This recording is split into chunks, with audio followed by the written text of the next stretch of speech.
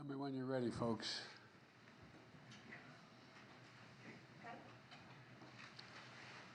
I just had a significant briefing from cabinet members and agency chiefs to prepare for the 2023 hurricane season and peak wildfire season. And last year, hurricanes and other extreme weather events here in the United States caused over $165 billion in damages.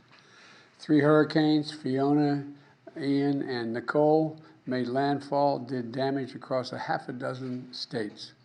Thanks to the National Oceanic and Atmospheric Administration, so-called NOAA, new hurricane modeling systems, we're getting more and more accurate forecasting of hurricanes, their tracks, their intensity, their associated storm surge, which means saving more lives because we can anticipate what is likely to happen with greater accuracy. But there's more to do. Just last week, Super Typhoon weakened wreaked havoc across Guam and the Northern Mariana Islands, causing tremendous amount of damage, and our hearts go out to the people who have been affected. But the pace of recovery there is an example of the importance of investing in our infrastructure. Recently installed cement utility poles mitigated the damage of the typhoon-force winds on the island's electric and communication systems, as opposed to wooden posts, which would have snapped. But the poles cost more up front, that's obvious, but they save money, they save lives, and they last a long time. And summer is also bringing a more active wildfire season to the United States. This year alone, wildfires have destroyed an area almost as big as the state of Maryland. Over the past 2 years, 1/3 of Americans have been personally affected by extreme weather conditions. With the impacts of climate change rapidly intensifying, more and more Americans will be affected.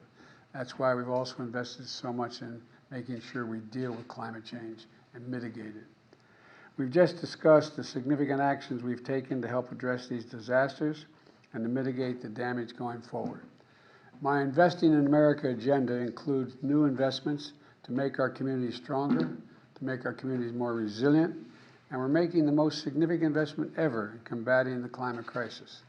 For example, the Bipartisan Infrastructure Law, the Inflation Reduction Act, they both include record funding to increase community resilience to drought, flooding, and wildfires, like funding to clear trees and brush to create fire buffers in high-risk areas. For example, I'm traveling to Colorado this afternoon, where the Forest Service is funding $1.1 million to treat 600 acres of hazardous fuels like trees and brush.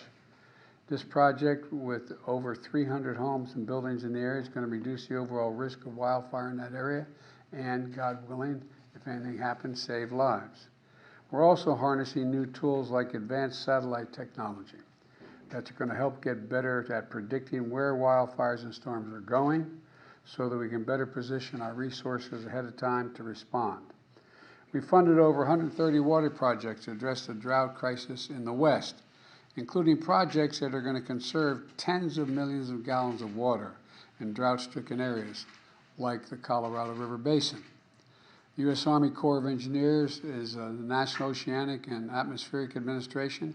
They funded hundreds of projects across the country to improve flood and coastal resilience. I asked about one coastal particular town, city, and instead of building back the beach to the point where it was before, you put how much more sand? Yes, sir.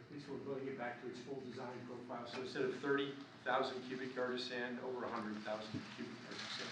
Which is going to increase resilience as well and save people. And we're hardening the electric grid to withstand stronger storms with stronger materials, and we're burying lines where we can, and that's likely to increase, God willing.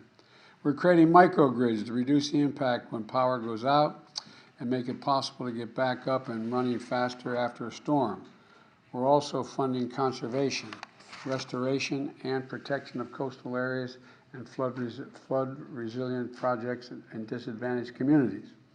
Across the country, we've got 32,000 projects funded or underway. Now, if you want to find out what's going on in your area and how you may be impacted, just go to build.gov. build.gov. And you can see a map and of the projects and search by county as to whether or not your community is affected and what we're doing in that community.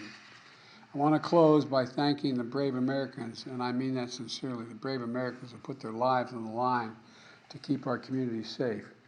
To the firefighters and other first responders, including FEMA personnel, who run toward danger while everyone else runs the other way. And by the way, we were talking here earlier, we have firefighters in Canada right now helping the Canadians fight significant fires. They've helped us.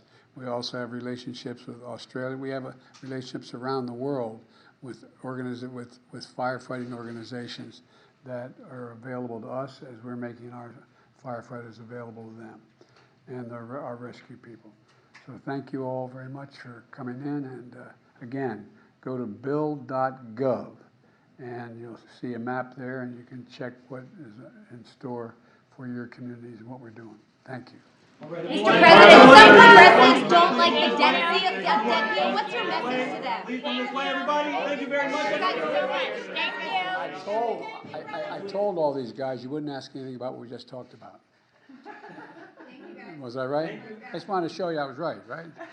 Now, we're going to deal with the debt ceiling. I think things are going as planned, God willing. I'll be landing in Colorado tonight in preparation for my commencement speech at Air Force Academy tomorrow. And God willing, by the time I land, the Congress will have acted, the House will have acted, and we'll be one step closer. Thank you very much. Appreciate it. Thank you. Thank you so much. Thank you.